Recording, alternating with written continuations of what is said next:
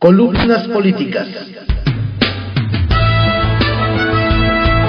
Continuamos con la audiosíntesis informativa de Adrián Ojeda Román, correspondiente al viernes 27 de octubre de 2023.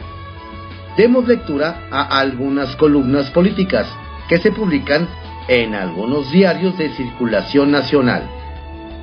Arsenal, por Francisco Garfias, que se publica en el periódico Excelsior. Otis le abolló el teflón a ya saben quién. El huracán Otis, categoría 5, no solo devastó Acapulco y 5 municipios más de Guerrero. Se llevó un pedazo de la popularidad de López Obrador, a quien han tundido durísimo por considerar que subestimó la fuerza del meteoro. Algunos le reprochan su poca sensibilidad frente al riesgo que significaba el huracán. Están convencidos de que hubo omisión grave en los gobiernos estatal y federal en cuanto a medidas de emergencia preventivas. Su traslado por tierra al devastado puerto, a sabiendas de que no iba a poder pasar, es parte de las críticas. Sus adversarios lo vieron como un montaje para ganar simpatías en horas trágicas. ¿Qué no hay helicópteros? Es una pregunta reiterada. Al presidente lo alcanzó también su decisión de eliminar el Fonden y el Fopreden, junto con otros 109 fideicomisos hace más de 2 años. El subsecretario de Hacienda, Gabriel Llorio, asegura, sin embargo, que hay 18,000 millones de pesos disponibles para enfrentar desastres naturales. Pero en el momento de la eliminación de los 2 mencionados fideicomisos, se transfirieron a la Secretaría de Hacienda y Crédito Público 26,519 millones de pesos, de acuerdo con la revista Forbes.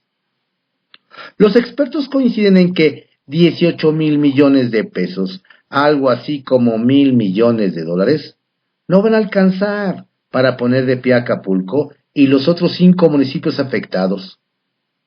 López Obrador, por cierto, llegó la noche del miércoles al puerto. El jueves ya estaba de regreso en la Ciudad de México para la mañanera. Hizo falta más presencia con los guerrerenses afectados, mayor empatía con los damnificados. Me atrevo a pronosticar, Otis no solo provocó la destrucción y muerte, sino también se llevó una parte de la popularidad de López Obrador. Le abolló el teflón. Anoche asistí a la entrega de los premios Pajes 2023. Estaba anunciada la presencia de Norma Piña en el evento. La presidenta de la Suprema Corte de Justicia de la Nación no llegó. Cuando Beatriz Pajes, directora de la revista Siempre, mencionó su nombre y dijo que no podría asistir, se produjo una inusual escena.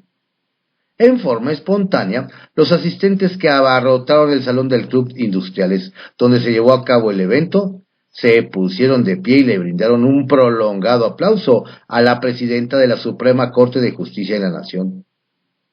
Eso es lo que han logrado el presidente y sus corifeos con sus reiterados ataques al Poder Judicial. Beatriz mostró convocatoria.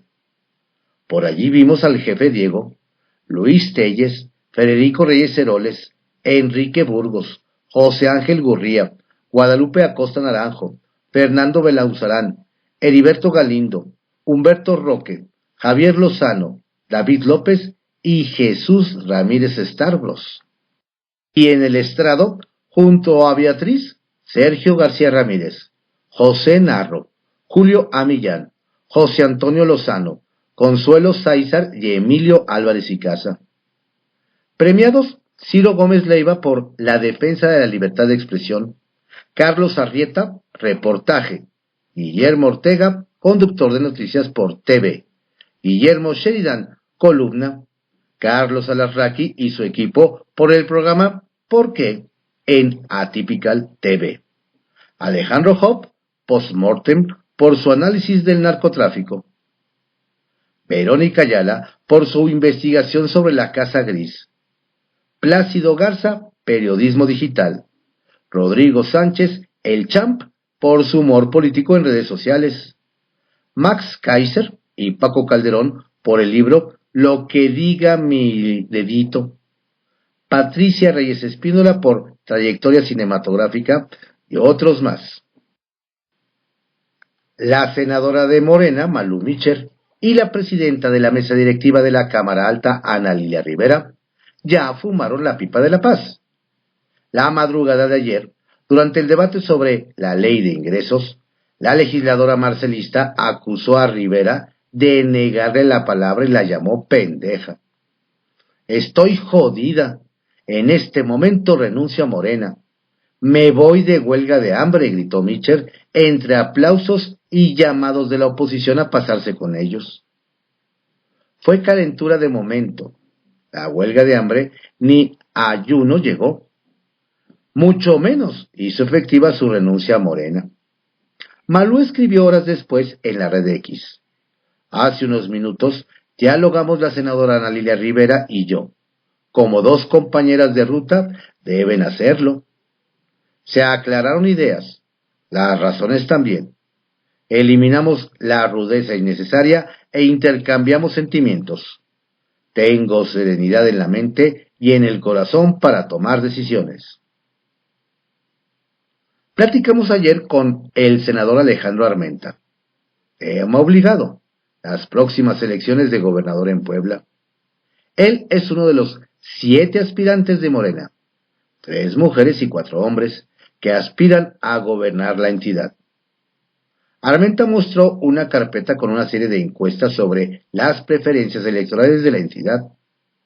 EGNOL Polygram, SDP Noticias y C&I Research, Rubrum, las encabeza todas. Está consciente, sin embargo, de que ninguna entidad está a salvo de la resolución del INE sobre la paridad de género. Los partidos tienen que postular 5 mujeres y 4 hombres en las 9 entidades donde hay elecciones de gobernador o jefe de gobierno. Cuando le tocamos el tema nos dijo, si cambian de género, hay riesgos de que Puebla se pueda perder. Soy el único que le puede ganar a Eduardo Rivera, aspirante del Frente Amplio por México, aseguró. Mensaje político por Alejandro Lelo de la Rea, que se publica en el diario El Independiente y en el portal CDMX Magazine.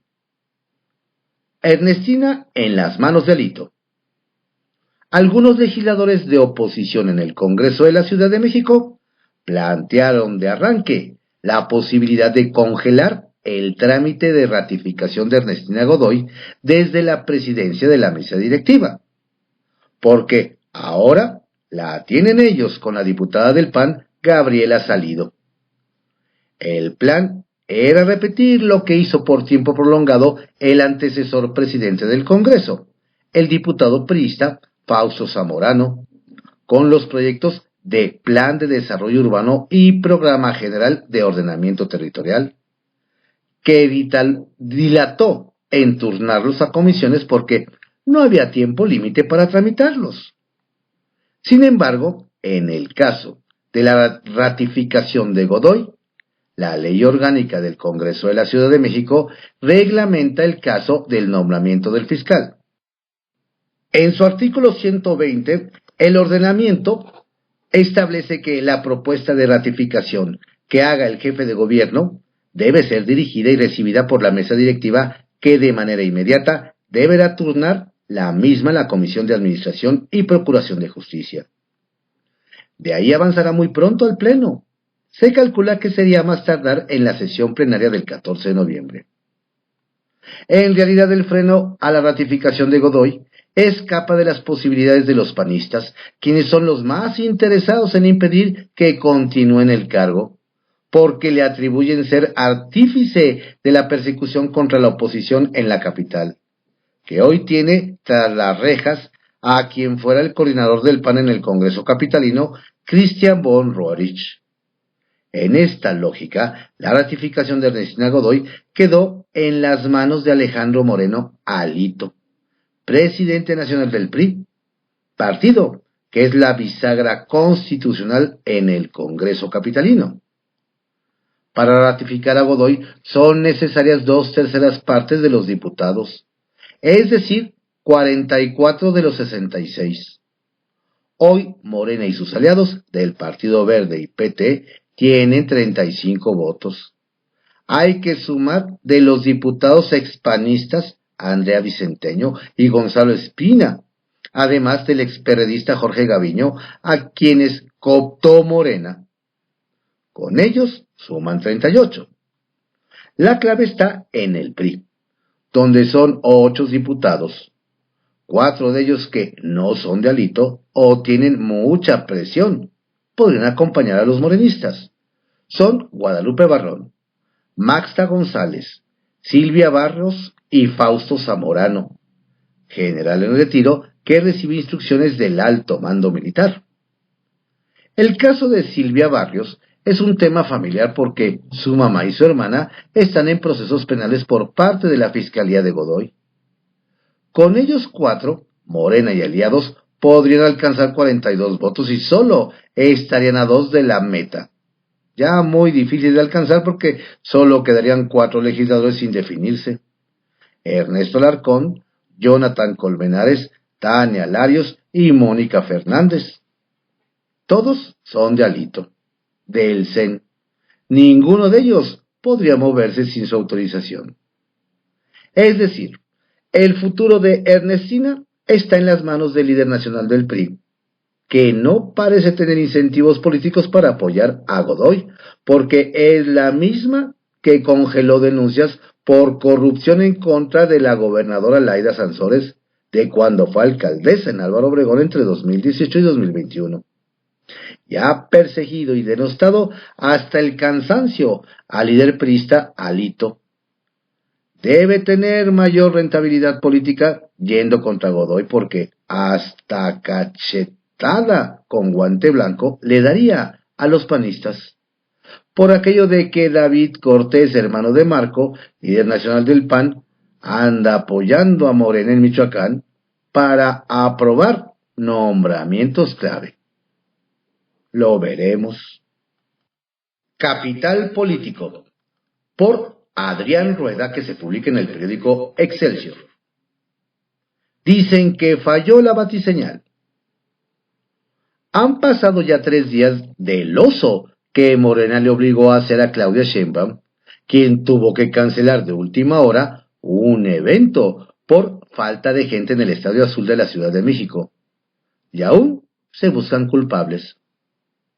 En su equipo insisten en que los alcaldes de La Ruta es Clara sabotearon el evento, pues acapararon la mayoría de los boletos y no los quisieron soltar. De eso dan fe los diputados locales, a quienes les negaron entradas para sus equipos. Pero también está la versión de los duros del partido, quienes culpan al equipo de Omar Hamid García Harfuch, pues aseguran que ellos se comprometieron a sacar el evento sin ayuda, que al final no pudieron. Como haya sido, la triste realidad para Morena es que están bien partidos en la ciudad, y si no restañan pronto las heridas, tendrán que dejar en manos de la oposición la jefatura de gobierno. Ayer se realizaron varias reuniones tanto en el Senado como en Donceles, donde legisladores de Morena, Verde Ecologista y Partido del Trabajo seguían analizando las causas del ridículo que hicieron pasar a su aspirante presidencial. La mayoría cree que los alcaldes rudos del partido son los artífices del vacío, para enviar el mensaje de que sin ellos la 4T en la capital no es la misma. Y también hay protesta por la nominación de García Harfuch para pelear la candidatura con Clara Brugada. Mientras son peras o manzanas, quedó claro que en el equipo del exsecretario de Seguridad Ciudadana las cosas no caminan bien. Omar Hamid está secuestrado por algunos líderes que no se ponen de acuerdo entre ellos. Porque, ¿cómo explica que apenas unos días antes Julio César el Nenuco Moreno abarrotó la sala de armas de la Magdalena Mixhuca en un evento para la causa? y no que haya sido capaz de cumplir con una cuota mínima de acarreados al Estadio Azul. El tema en la burbuja de García Harfuch es que no hay una cabeza, nadie es líder, y entonces se desata un duelo de egos, en donde cada quien quiere demostrar al aspirante que es mejor que los demás. Es claro ejemplo de El Nenuco, quien quiso demostrar que él sí tiene punch. No como Efraín Morales, Víctor Hugo Romo, Rigoberto Salgado o José Luis Rodríguez, entre otros que debieron garantizar el lleno en el recinto futbolero. Todos quedaron mal. Y en caso de que efectivamente los alcaldes hayan boicoteado el evento, los otros tuvieron que haber previsto la jugada y no esperar a que sus colegas fallaran y que la perjudicada fuera Claudia Sheinbaum, cuya campaña quedó marcada. Tal vez es un buen momento para que el exsecretario de Seguridad Ciudadana revise el trabajo de sus colaboradores y los mida con otra vara, no por lo que quieren vender. Por lo pronto, lo embarraron en el tremendo oso. Pues ahora resulta que lo que falló el martes fue la batiseñal. Centavitos. Dicen que tal vez es momento de que le den más responsabilidades en la campaña a Tomás Pliego, aunque esté identificado con Martí Batres. No porque Tomás sea precisamente una chucha cuerera, pero al menos le entiende más que el pobre Sebas Ramírez, a quien nadie incluyó en las reuniones de análisis. Si mantiene la presidencia del partido es porque Palacio Nacional, donde no lo sueltan. En busca de aliados, ayer se supo que la exdelegada Leticia Quesada se incorporó al team de Omar Hamid para ayudarle en la ciudad.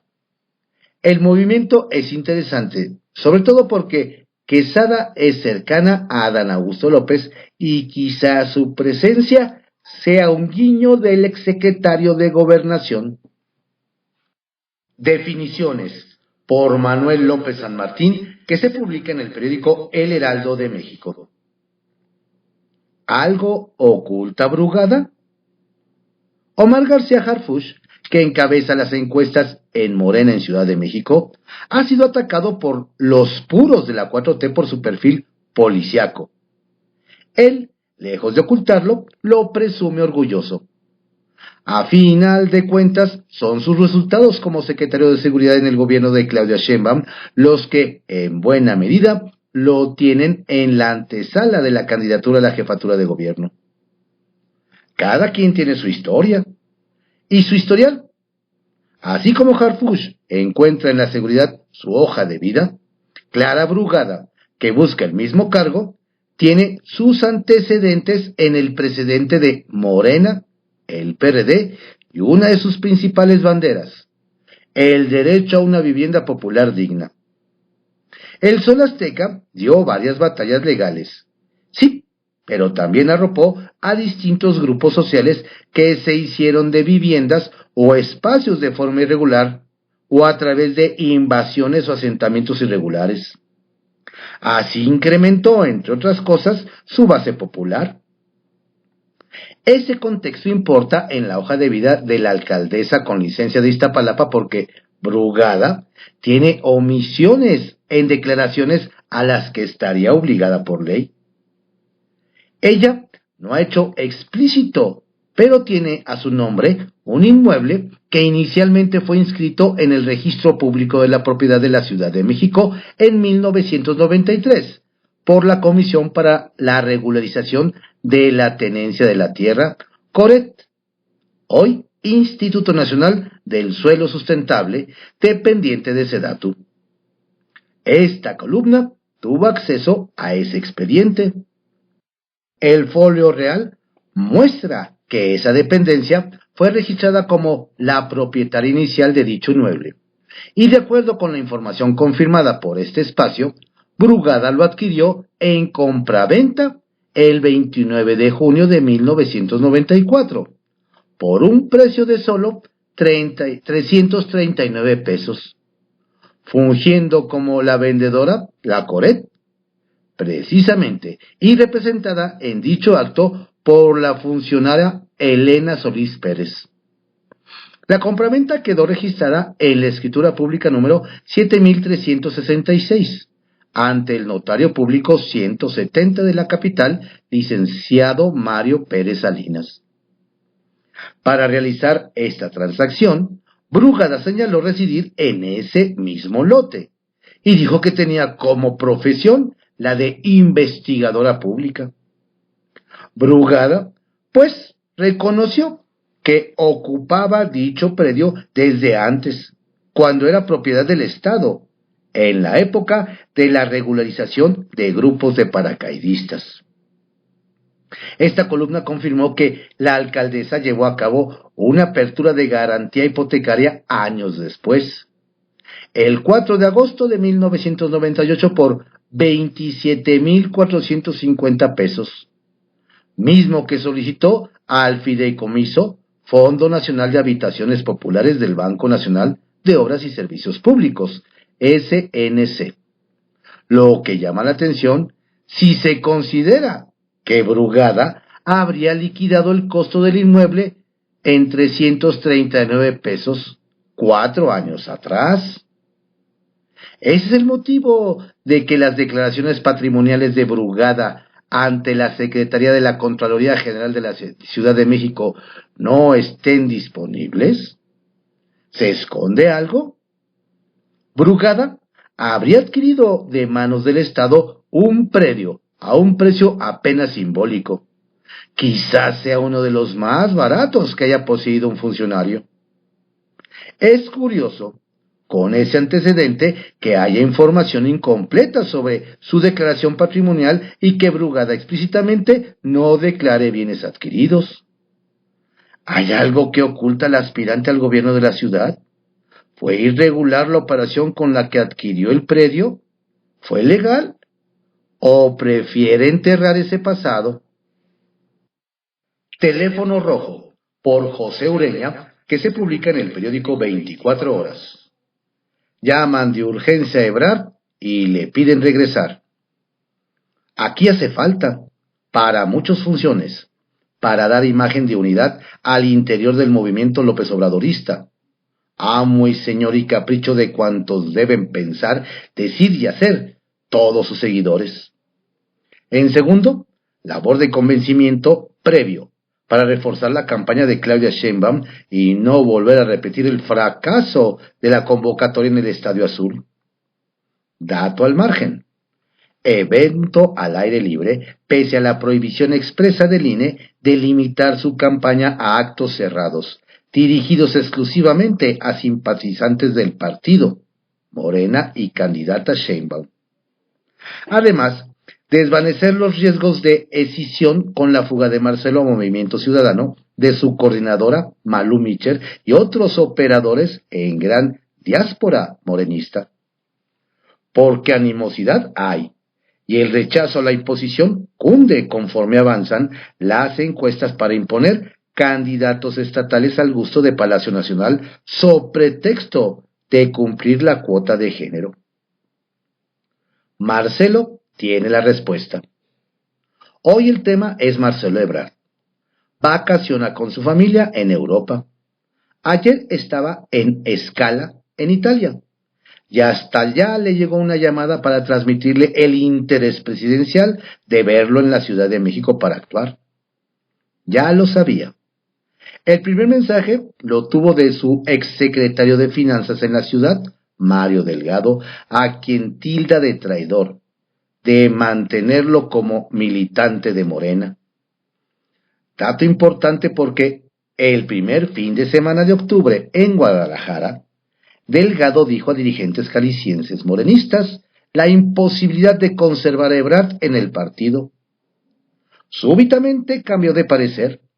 Él no se manda solo. Y esta semana amagó a Dante Delgado. MC se quedará con las ganas de llevarse a Marcelo Ebrard como candidato presidencial. Bueno, pues ahora Marcelo tiene el control. puede negarse a regresar de inmediato a apoyar a Claudia Sheinbaum, cuya candidatura es base de la rebelión, y a aceptar un cargo. No aspiro a ser senador ni nada, ha dicho, a cambio de su disciplina. Pero sí puede conseguir espacios para su gente, sus leales Malu Mitchell y Marta Delgado, por delante, y tener representación legislativa y en la administración pública. ¿Qué sería lo último? Cuesta creerlo, pero todavía sueña con ser candidato presidencial de Morena y con la venia de Palacio Nacional. Todo porque Samuel García vino a enturbiar su acuerdo con Dante Delgado. 70 años de infraestructura. Tiene razón Evelyn Salgado. En una mañana se perdieron más de 70 años de esfuerzos, de inversión y de creación de infraestructura turística para hacer de Acapulco una fuente de diversión, descanso e ingreso turístico. A este desastre seguirán años. Salgado programa el resto de su administración en busca de concentración de inversiones con el gobierno federal y el sector privado para recuperar la viabilidad del puerto. El primer esfuerzo está consumado. Ya se reabrió la autopista México-Acapulco y se trabaja en el segundo abastecer de alimentos, medicinas y ropa a unos 3 millones de damnificados en toda la zona. Y luego, lo más caro, con daños estimados en 15,000 millones de dólares. Recuperar la funcionalidad hotelera para volver a recibir millones de turistas nacionales y extranjeros. Para este plan, con esa secuencia, pidió apoyo a su amigo, el presidente López Obrador. En privado, por Joaquín López Dóriga, que se publica en el periódico Milenio. Catástrofe y vanidad. No he podido entender cuál ha sido la estrategia del presidente Andrés Manuel López Obrador ante el devastador desastre, aún inconmensurable de Acapulco, donde todavía no podemos dimensionar el impacto del huracán Otis, ni sus consecuencias. El meteoro pegó en el puerto, antes de la 1 de la mañana del miércoles. Y antier, en su cotidiana reunión de seguridad, a las 6, debió recibir un primer reporte que reconoció en la mañanera fue insuficiente, al decir que no tenía información. Dijo que podría ir al puerto y a las 11 salió en una camioneta negra sin informar nada hacia Acapulco, por carretera, cuando de lo poco que se sabía es que no había acceso terrestre. Lo siguiente que conocimos es que quedó atrapado cerca de Chilpancingo, donde lo esperaban los integrantes del Gabinete de Seguridad, y ahí decidió continuar por la carretera federal, a pesar que el desborde del río Papagayo la había rebasado. Luego vendría el segundo video, bajándose de la camioneta negra para abordar un jeep militar que a los pocos metros se quedó atrapado en el lodo. La fotografía del momento, con soldados en el cofre y otros atrás, tratando de hacer palanca con un tronco, retrató todo. El comandante supremo de las Fuerzas Armadas, hundido en el fango, en medio de la nada. De ahí subieron otro, donde aparecía caminando, y luego un cuarto en una camioneta estaquitas, con él en la cabina y su gabinete de seguridad en las redilas. El último fue una imagen fugaz, en la oscuridad, tras una rápida reunión en la base naval para tomar un helicóptero y regresar a su palacio. Ayer la mañanera reconoció que esa misma noche le habían reportado 18 muertos, que se guardó en secreto y reveló que ya eran 27 y 4 desaparecidos. En medio de la tragedia, cometió un pecado de vanidad: presumir que seguía siendo el segundo jefe de gobierno más popular del mundo. Y le pregunto y me respondo, ¿no podía su vanidad haber esperado al próximo jueves para separar vanidad de tragedia? No, no pudo. Y ahora le vuelvo a preguntar, ¿en qué benefició a los cientos de miles de damnificados y a usted mismo presumir ese rating? No lo entiendo, pero lo hizo. Retales. 1. Gas. El gobierno anunció ayer que tiene 23 millones de litros de gasolina de reserva en Acapulco. El problema es que las gasolineras, por falta de luz, no pueden surtir. Así su mundo kafkiano. 2. Ausencia. López Obrador citó a una reunión el lunes con empresarios de Acapulco y autoridades hacendarias para atender el desastre, pero no asistirá. Y 3. Silencios. La información en estos casos es vital, y en este desastre no ha fluido. Sería muy difícil que el gobierno designara un vocero y no tener que esperar a la mañanera para oír la versión presidencial. En ello le irán los costos políticos. Día con día, por Héctor Aguilar Camín, que se publica en el periódico Milenio. Acapulco, la responsabilidad y el ridículo. La conducta de López Obrador frente a la devastación de Acapulco por el huracán Otis es tan desorientada que cuesta trabajo creerla. No sé si hacerse el desorientado hasta el ridículo fue su manera de evitar el riesgo de quedar como un presidente inerme en medio de la catástrofe de Acapulco, caminando por los escombros y los ríos de lodo de la ciudad, siendo parte del paisaje de la destrucción, pero con las manos vacías, sin poder ofrecer ni resolver nada. Quizá esta imagen de un presidente caminando entre ruinas es la que el presidente quiso evitar. No quedar asociado en los videos del día a la destrucción de Acapulco, chapoteando en el siniestro con las manos vacías, expuesto al dolor, al reclamo, a la ira de unos habitantes desprotegidos por su gobierno. Desprotegidos, desde luego, por el presidente, que se pasó el día anterior hablando contra jueces y adversarios en vez de alertar a los acapulqueños sobre los riesgos en que estaban y de tomar las decisiones de ayuda necesaria. Para no llegar rápido al Acapulco destruido, el presidente tomó la decisión de irse por tierra, a sabiendas de que las carreteras estaban tapadas. Llegó tarde, mal y nunca. Su trayecto tuvo momentos ridículos, como quedarse atascado en el lodo. Fue acompañado en todo por los secretarios de la Defensa y la Marina, que dieron muestras así de su propia nulidad ante lo que sucedía. Aceptaron irse por tierra a una ciudad inaccesible por los derrumbes, en vez de subirse con el jefe de gobierno a un helicóptero y bajar con él en cualquier playa del puerto siniestrado. No, eso no, porque eso lo hubiera puesto en medio del desastre que eran incapaces de atender y de cuyas imágenes brutales no quería ser parte su jefe.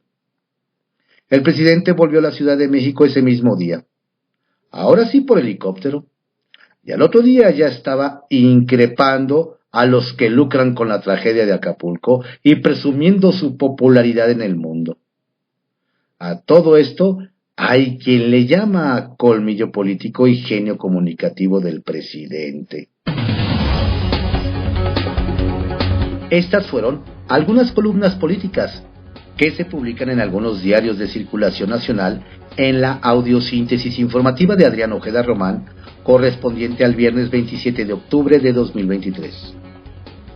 Lo invito a que, si está en sus posibilidades, apoyemos a nuestros hermanos de Acapulco Guerrero y de todo el estado, aunque sea con un par de latas de atún, una lata de atún, con lo que esté a su alcance. No olvidemos que todos hemos vivido, o casi todos hemos vivido, grandes momentos en ese paradisíaco puerto de Acapulco.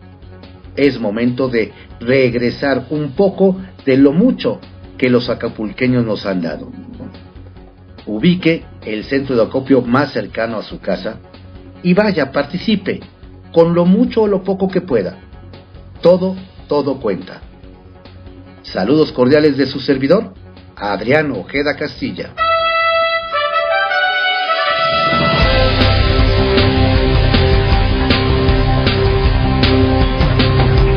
La audiosíntesis informativa fue creada por Adrián Ojeda Román en 1971 y actualmente es producida por Corporación Comunicativa Ojeda.